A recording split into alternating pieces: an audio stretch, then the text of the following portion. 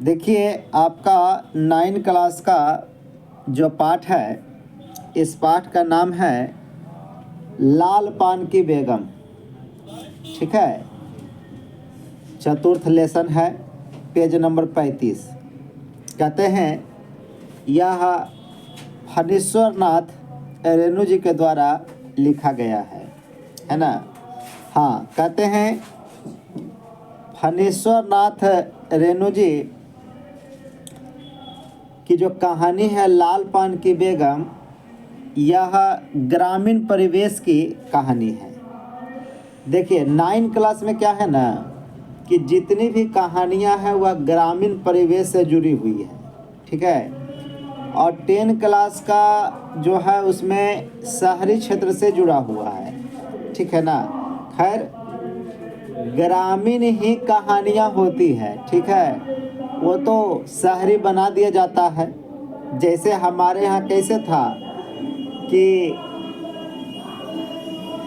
हमारी दंत कथाएँ भारत में प्रसिद्ध रही है, दंत कथा, लेकिन यूरोप में जो है उसी को कन्वर्ट कर दिया गया और वहाँ की कहानी बहुत कहानियाँ बना दिया गया। उसी प्रकार से फणीश्वर नाथ रेणु की जो यह कहानी है, जिसका नाम है लाल पान की बेगम। क्या नाम है? कहते हैं कि यह ग्रामीण परिवेश की कहानी है। नाच देखने दिखाने के बहाने कहानीकार ने ग्रामीण जीवन के अनेक रंग रेशे को गहरी संवेदना के साथ प्रकट किया है। गांव में लोग जो होते हैं वह एक दूसरे के साथ ईर्ष्या, द्वेष, राग, विराग, आशा, निराशा, हर्ष, विषाद के गहरे अर्थ में बंधे होते हैं और उनका जीवन जो होता है वह सादगी का जीवन होता है। कहते हैं कि देखिए, सबसे अगर प्रकृति सुंदरता कहीं निवास करती है तो वह गाँव में करती है ना। गाँव में एक का दुख जो होता है वह सबका दुख होता है, एक का सुख जो होता है वह सबका सुख होता है ना। आप कहिए सर ऐसा कैसे? कि देखिए, गांव में एक का दुख सबका दुख है, एक का सुख इसलिए सबका सुख होता है कि जब गांव में हम बोले एक जगह आदमी रहता है तो खुशी भी रहता है, दुखी भी रहता है, ईर्ष्या भी रहता है, जलन भी रहता है, सब कुछ रहता है, मगर फिर आदमी एक दूसरे के साथ मिल करके कार्य भी करता है। अब आप लोग देखते होंगे, जैसे मान लें किसी के यहाँ किन्हीं का देहांत हो जाता है तो जब तक लाश गांव पर रहता है पूरा गांव का लोग देखने के लिए आता है ना। क्या आता है कि नहीं आता है? और जब तक लाश गांव पर रहता है किसी के घर में चूल्हा नहीं जलता है ना।